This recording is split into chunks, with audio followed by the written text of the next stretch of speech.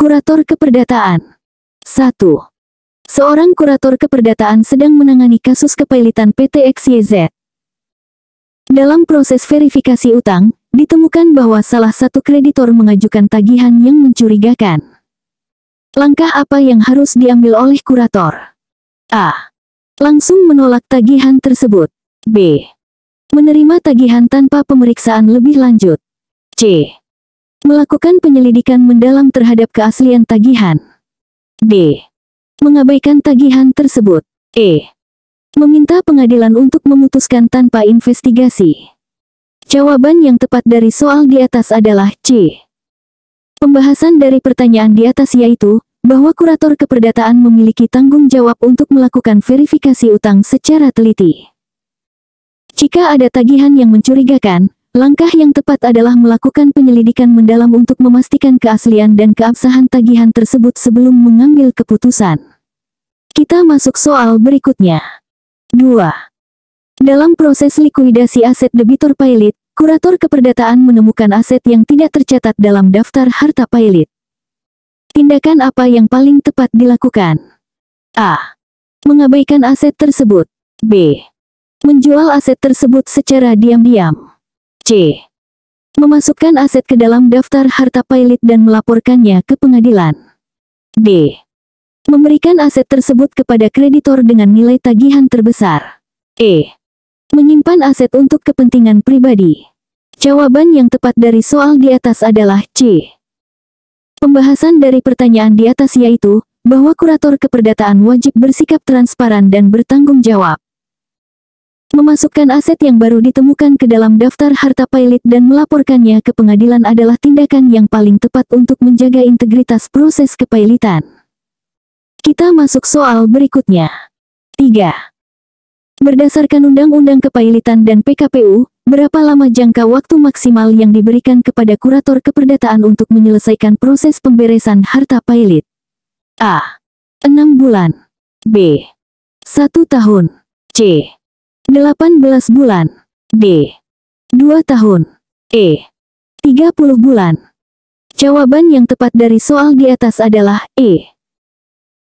Pembahasan dari pertanyaan di atas yaitu, bahwa berdasarkan Undang-Undang Nomor 37 Tahun 2004 tentang Kepailitan dan PKPU, jangka waktu maksimal yang diberikan kepada kurator untuk menyelesaikan proses pemberesan harta pailit adalah 30 bulan sejak tanggal putusan pailit diucapkan. Kita masuk soal berikutnya. 4. Seorang kurator keperdataan menghadapi situasi di mana nilai aset debitor pailit tidak mencukupi untuk membayar biaya kepailitan. Apa tindakan yang harus diambil? A. Meminta kreditor untuk menanggung biaya kepailitan. B. Mengajukan permohonan pembatalan kepailitan ke pengadilan. C. Melanjutkan proses kepailitan tanpa memperhatikan biaya. D. Menggunakan dana pribadi untuk menutupi kekurangan biaya. E. Menghentikan proses kepailitan tanpa persetujuan pengadilan. Jawaban yang tepat dari soal di atas adalah B. Pembahasan dari pertanyaan di atas yaitu, bahwa jika nilai aset debitor pailit tidak mencukupi untuk membayar biaya kepailitan, kurator keperdataan harus mengajukan permohonan pembatalan kepailitan ke pengadilan niaga. Hal ini sesuai dengan ketentuan dalam Undang-Undang Kepailitan dan PKPU untuk menghindari proses kepailitan yang tidak efektif. Kita masuk soal berikutnya. 5. Dalam kasus kepailitan PT ABC, kurator keperdataan menemukan indikasi adanya transaksi yang merugikan kreditor sebelum pernyataan pailit. Apa langkah yang harus diambil oleh kurator? A. Mengabaikan transaksi tersebut karena terjadi sebelum kepailitan. B. Melaporkan temuan ke pihak kepolisian. C. Mengajukan aktio pauliana ke pengadilan niaga. D. Membatalkan transaksi tersebut secara sepihak. E. Meminta persetujuan kreditor untuk menindaklanjuti temuan. Jawaban yang tepat dari soal di atas adalah C. Pembahasan dari pertanyaan di atas yaitu, bahwa kurator keperdataan harus mengajukan aktio pauliana ke pengadilan niaga. Aktio pauliana adalah upaya hukum untuk membatalkan transaksi yang dianggap merugikan kepentingan kreditor yang dilakukan sebelum putusan pailit. Hal ini sesuai dengan wewenang kurator dalam Undang-Undang Kepailitan dan PKPU. Kita masuk soal berikutnya. 6. Kurator Keperdataan PT DEF menerima tawaran dari investor untuk membeli seluruh aset perusahaan Pailit secara borongan atau bulk sale. Apa yang harus dipertimbangkan kurator sebelum menyetujui tawaran tersebut? A. Hanya melihat nilai penawaran tertinggi. B. Membandingkan nilai tawaran dengan estimasi hasil penjualan terpisah. C. Langsung menyetujui tanpa pertimbangan lebih lanjut. D. Menolak tawaran karena penjualan borongan dilarang. E. Hanya mempertimbangkan kecepatan proses penjualan. Jawaban yang tepat dari soal di atas adalah B. Pembahasan dari pertanyaan di atas yaitu, bahwa kurator keperdataan harus membandingkan nilai tawaran bulk sale dengan estimasi hasil penjualan aset secara terpisah. Pertimbangan ini penting untuk memastikan bahwa penjualan borongan memberikan hasil yang optimal bagi para kreditor, sesuai dengan prinsip memaksimalkan nilai harta Pailit. Kita masuk soal berikutnya. 7. Dalam proses rapat verifikasi utang, seorang kreditor mengajukan keberatan atas tagihan kreditor lain yang telah diakui oleh kurator keperdataan. Apa yang harus dilakukan kurator? A. Mengabaikan keberatan tersebut. B. Langsung membatalkan tagihan yang dipermasalahkan. C. Meminta hakim pengawas untuk memutuskan tanpa proses lebih lanjut. D. Mengupayakan perdamaian antar kreditor yang berselisih. E. Meneruskan perselisihan ke proses renvoy di pengadilan niaga. Jawaban yang tepat dari soal di atas adalah D. Pembahasan dari pertanyaan di atas yaitu, bahwa kurator keperdataan harus mengupayakan perdamaian antar kreditor yang berselisih terlebih dahulu. Jika upaya perdamaian tidak berhasil, barulah perselisihan diteruskan ke proses renvoy di pengadilan niaga. Hal ini sesuai dengan prinsip efisiensi dan efektivitas dalam penyelesaian kepailitan. Kita masuk soal berikutnya. 8. Seorang kurator keperdataan menemukan bahwa debitur Pailit memiliki aset di luar negeri. Langkah apa yang paling tepat diambil oleh kurator? A. Mengabaikan aset tersebut karena berada di luar yurisdiksi. B. Menjual aset tersebut tanpa melalui prosedur hukum setempat. C. Berkoordinasi dengan otoritas setempat untuk proses pengakuan putusan Pailit. D. Meminta debitur untuk menjual aset tersebut secara pribadi. E. Menunggu kreditor mengambil tindakan terhadap aset tersebut. Jawaban yang tepat dari soal di atas adalah C. Pembahasan dari pertanyaan di atas yaitu, bahwa kurator keperdataan harus berkoordinasi dengan otoritas setempat untuk proses pengakuan putusan Pailit atau Recognition of Foreign Insolvency Proceedings. Hal ini penting untuk memastikan bahwa aset di luar negeri dapat dimasukkan dalam harta Pailit dan diproses sesuai dengan hukum yang berlaku di negara tersebut. Kita masuk soal berikutnya. 9. Dalam proses penjualan aset debitur Pailit, kurator keperdataan menerima tawaran dari pihak yang terafiliasi dengan debitor. Bagaimana kurator harus menyikapi hal ini? A. Menolak tawaran tersebut secara otomatis. B.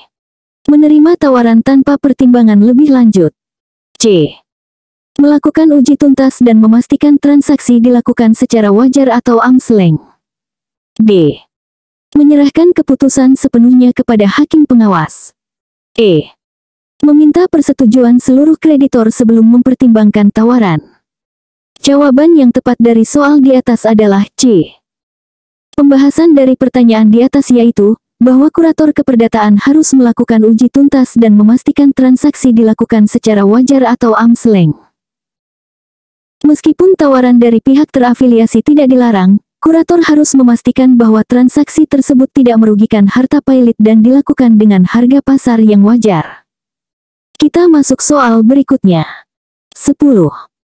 Dalam menjalankan tugasnya, kurator keperdataan menemukan indikasi tindak pidana yang dilakukan oleh direksi debitur Pailit.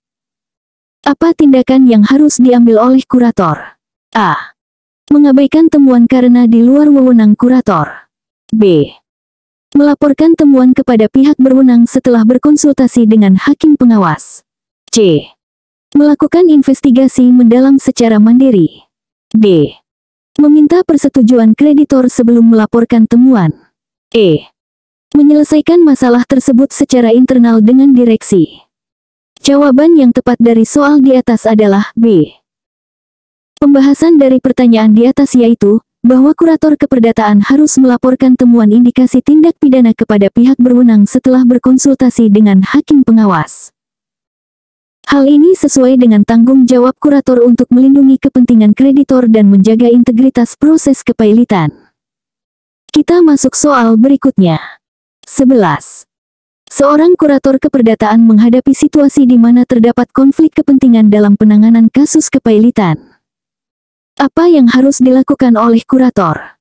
A. Mengabaikan konflik kepentingan tersebut. B. Melanjutkan tugas tanpa memberitahu siapapun. C. Mengundurkan diri dari penugasan setelah melaporkan kepada hakim pengawas. D. Meminta kreditor untuk menentukan apakah dia harus mengundurkan diri. E. Mendelegasikan tugas kepada pihak lain tanpa persetujuan pengadilan. Jawaban yang tepat dari soal di atas adalah C.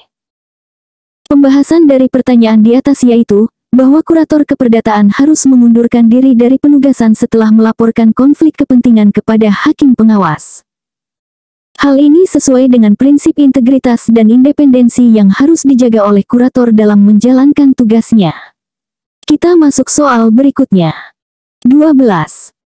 Dalam proses kepailitan PT GHI, kurator keperdataan menemukan bahwa perusahaan memiliki kewajiban lingkungan yang belum diselesaikan. Bagaimana kurator harus memperlakukan kewajiban ini? A. Mengabaikan kewajiban lingkungan karena bukan utang finansial. B. Memasukkan kewajiban lingkungan sebagai utang konkuren. C. Memprioritaskan penyelesaian kewajiban lingkungan di atas semua utang lainnya. D. Meminta pengadilan untuk menghapuskan kewajiban lingkungan. E.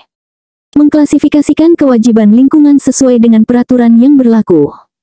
Jawaban yang tepat dari soal di atas adalah E. Pembahasan dari pertanyaan di atas yaitu, bahwa kurator keperdataan harus mengklasifikasikan kewajiban lingkungan sesuai dengan peraturan yang berlaku. Beberapa kewajiban lingkungan mungkin dianggap sebagai biaya kepailitan atau utang harta pailit yang harus diprioritaskan. Kurator harus memahami dan mengikuti peraturan terkait penanganan kewajiban lingkungan dalam konteks kepailitan. Kita masuk soal berikutnya. 13. Kurator keperdataan PT JKL menemukan bahwa perusahaan memiliki aset berupa hak kekayaan intelektual yang belum terdaftar. Apa tindakan yang paling tepat dilakukan oleh kurator? A. Mengabaikan aset tersebut karena belum terdaftar. B. Menjual hak kekayaan intelektual tersebut tanpa pendaftaran. C. Mendaftarkan hak kekayaan intelektual atas nama kurator pribadi. D. Melakukan proses pendaftaran hak kekayaan intelektual atas nama debitur pailit. E. Membagikan hak kekayaan intelektual kepada kreditor sebagai bentuk pembayaran utang. Jawaban yang tepat dari soal di atas adalah D. Pembahasan dari pertanyaan di atas yaitu, bahwa kurator keperdataan harus melakukan proses pendaftaran hak kekayaan intelektual atas nama debitur pailit. Hal ini penting untuk memaksimalkan nilai harta pailit dan melindungi aset yang potensial bernilai tinggi. Pendaftaran akan meningkatkan kepastian hukum dan nilai jual dari hak kekayaan intelektual tersebut. Kita masuk soal berikutnya. 14. Dalam proses kepailitan PT MNO, kurator keperdataan menerima tuntutan dari mantan karyawan terkait pesangon yang belum dibayarkan. Bagaimana seharusnya kurator memperlakukan tuntutan ini? A. Mengabaikan tuntutan karena bukan bagian dari proses kepailitan. B. Membayar pesangon secara penuh tanpa mempertimbangkan kreditor lain. C. Memasukkan tuntutan pesangon sebagai utang preferen sesuai Undang-Undang Ketenagakerjaan. D. Menolak tuntutan pesangon karena karyawan sudah tidak bekerja. E. Meminta pengadilan untuk menghapuskan kewajiban pembayaran pesangon. Jawaban yang tepat dari soal di atas adalah C. Pembahasan dari pertanyaan di atas yaitu, bahwa kurator keperdataan harus memasukkan tuntutan pesangon sebagai utang preferen sesuai Undang-Undang Ketenagakerjaan. Dalam hierarki pembayaran utang kepailitan, hak-hak pekerja termasuk pesangon memiliki prioritas yang diatur dalam undang-undang. Kurator harus memperhatikan hal ini dalam proses pembagian harta pailit.